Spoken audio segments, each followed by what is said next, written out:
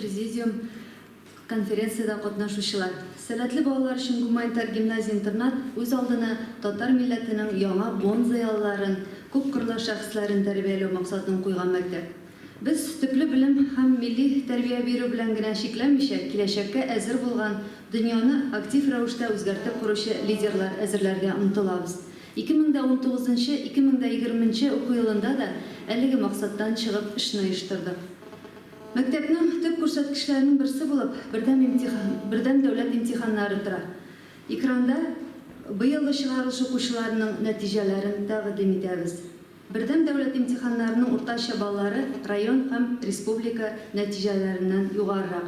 Шунысы сөенечле, елдан-ел 90 һәм аннан ары балга тапшыручы укучылар саны арта. Әлбәттә, инде бу укытучыларның системалы эш оештырудан тора. Икенче күрсәткеч ул әлбәттә олимпиада хәрәкәте. Әлеге юнәлештә дә динамика күзәтелә. Форсаттан файдаланып, әлеге юнәлештә ярдәм иткән Казан Федераль университетының Алабуга институт директоры Елена Ефимовнага да бик зур рәхмәтләребезне җиткерәсебез килә. Узган уку елында гимназия укучылары республика олимпиадаларында 56 призлы урын яуладылар. Ләкин хәзерге заманда бер генә мәктәптә казанышлары белән канәгать булып, бер урында тора алмый. Белгәнегезчә, яңа заман укытучысы федераль проект кысаларында Россиянең 11 төбәгендә күп төрле масштаблы чаралар каралган. Проектның иң мөһим юнәлешләре укытучыларның профессиональ осталыкларын үзлексез рәвештә үстерү системасы һәм аттестация формаларын камилләштерү. Бу проектның никадәр актуаль һәм кирәклеген аңлыйбыз. Ләкин без аның мәктәпкә килеп җиткәнен көтеп торырга тиеш түгел дип саныйбыз. Шуңа күрә без Мәскәүдә уздырылган Эткранч конференциясендә 4 педагогны, Санкт-Петербургтагы Пушкин проекты кысаларындагы конференцияга 2 укытучыны һәм 2 инглиз теле укытучысын IELTS-ка әзерлек курсларына Мәскәүгә укырга һәм тәҗрибә алырга җибәрдек. Шулай узган уку елы дәвамында район башлыгы Энгель Наупш ярдәмендә Казан Федераль университеты тарафыннан район мәктәп директорларына һәм урынбасарларына махсус белем күтәрү курслары оештырылды. Һөнәри әзерлегебезне яхшырту белән бер рәттән мәктәп үсеш программаларын язу белән дә шөгыльләндек.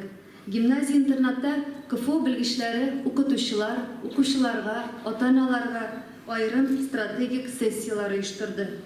Гимназияның хәзерге эшчәнлегенә җитди анализ ясап, алдагысы 5 елга үсеш программасы төзелде. Үсеш программасының аеруча әһәмиятле 3 юнәлеше билгеләнде. Инглиз теле һәм полилингваль укыту, тәрбия юнәлеше һәм IT юнәлеш. Мәгълүматлаштыру, цифровизация һәм IT өлкәсендә аеруча зур игътибар бирелә. 2020 елда гуманитар гимназия-интернат цифрлы икътисад өчен кадрлар федераль проект кысаларында математика һәм информатика фәннәрен тирәнтен өйрәнү өчен өстәмә белем бирү оешмаларын яки мәктәп базасында балалар берләшмәләрен төзү һәм эшчәнлекләрне ярдәм итү дип исемләнгән 3 миллионлык сум грантка ия булды. Бәйге комиссиясе гимназия-интернатның партнерлар челтәрен югары бәяләде. Еллар дәвамында Россиянең һәм хәтта чит илләрнең тәҗрибәле мәктәпләре белән элемтәләр корылды. Хезмәттәшлек турында килешүләр төзелде. Гимназия КФУ һәм Яршалы дәүләт педагогика университеты белән тыгыз аралаша. Быел Высшая школа экономики университеты белән дә партнерлык турында килешүгә кул куелды. Тышкы партнерлар белән эш тагында яңа сугыш алды. Россия эшмәкәре һәм филантроп Игорь Рыбаков нигезләгән хәйрия фонды белән дустана мөнәсәбәтләр корылды. Белгәнегезчә, Рыбаковлар гаиләсе илебездә мәктәпләрнең дәрәҗәсен күтәрүне максат итеп куя. Аларны социум үзәкләре буларак күзаллый. 2019 елда гимназия фондының мәктәпләр өчен бәйгесендә җиңү яулап, Россиянең 20 иң яхшы мәктәбе арасына керде.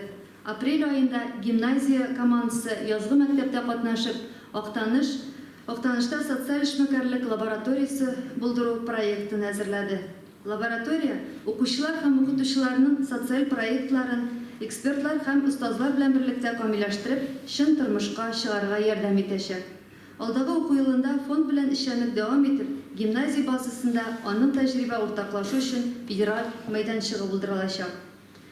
Проект эшчәнлеге чыннан да эшебезнең әһәмиятле өлешен тәшкил итә. Сер түгел, гимназиядә укучылар һәм укытучылар тарафыннан amalga ашырылган проектларның күбесе медиа һәм IT юнәлешенә карый.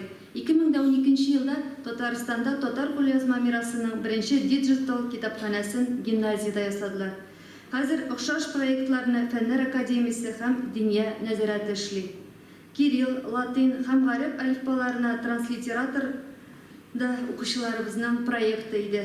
Соңгы елларда эшләнгән татарча кушымталар, тел өйрәнү җайланмалары мәктәпләрдә һәм тышкы партнерларның платформаларында кулланыла. Бай тәҗрибә ул яңа форматта эшчәнлек алып бару өчен ышанычлы нигез.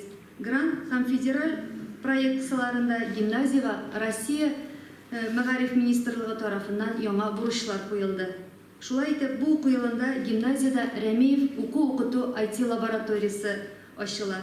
2020 елда без 300 баланы өстәмә белем бирү түгәрәкләренә кабул итәргә тиеш. Димәк, гимназия укучыларыннан тыш район җирлегендә яшәгән информатика белән кызыксынган балалар да безнең түгәрәктә шөгыльләнә алачак.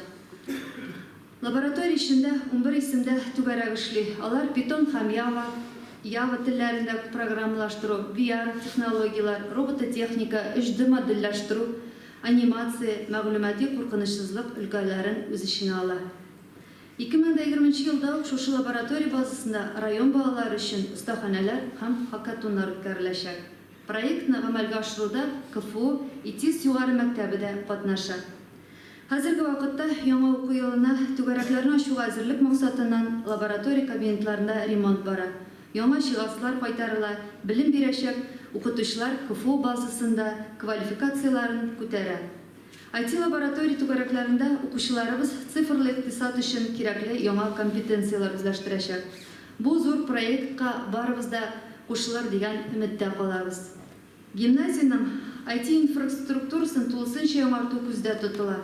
Мәгариф оешмаларының цифровизация өлкәсендә булган ихтыяҗларын канәгатьләндерү өчен тәкъдим ителгән универсаль продуктлар безгә тулысынча туры килми.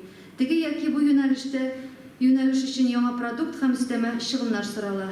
Мондый проблемаларны чишү өчен гимназиянең үз ихтыяҗларын канәгатьләндерә торган уникаль IT комплекс булдырырга кирәк дигән фикергә килдек. Әлеге проектны тормышка ашыру өчен гимназиянең структурасына да күпмедер үзгәрешләр керде. Методик эшләр буенча директор урынбасары штатын ярты штатка калдырып, ярты штат цифровизация буенча директор урынбасары штаты барлыкка килде. Һәм инде без акыллы мәктәп дип атала торган система төзүгә керештек. Аның эченә дәрескә кыңгырауларны автомат рәвештә бирү, укырга килүне исәпләү, ата-аналарга хәбәрләр җибәрү, медиа җиһазлар белән идарә итү, туклануны хисаплау системасы, ичке веб-сайт, чат-бот һәм мобиль кушымта кергән. Укытучылар һәм укучылар бу системаны файдаланучылар гына түгел, аны камилләштерүчеләр дә булачак. Акыллы мәктәпне баетуда программалаштыру түгәрәкләренә йөргән балалар да катнашачак. Милли һәм федераль проектлар илебезнең алга итәргә тиешле җитди адымнары ул. Россия күләмендә барган уңай үзгәрешләрдә безнең дә өлешебез булу зур шатлык. Хөрмәтле коллегалар, чыгышымны тәмамлап, алдагысы уку елында барыгызга да яңа зурдан-зур уңышлар, тырыш, зыялы укучылар, хезмәтегезнең лаеклы дәрәҗәдә бәяләнүен телим. Барыгызны да алдагысы уку елы белән тәбрик итәм.